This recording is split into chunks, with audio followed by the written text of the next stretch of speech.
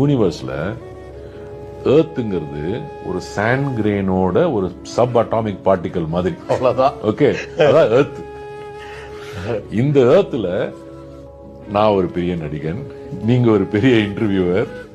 Okay, முடிஞ்சு. Okay, உன் friend வந்து உன்னை சண்டை போடுறது ஒரு பெரிய விஷயம். இவர் தான் நம்பர் 1 கேமராமேன் சொல்றேன்.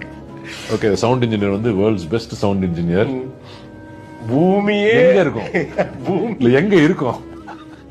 அதுல இப்ப நமக்கு அடையாளமே எங்கேயும் இல்ல.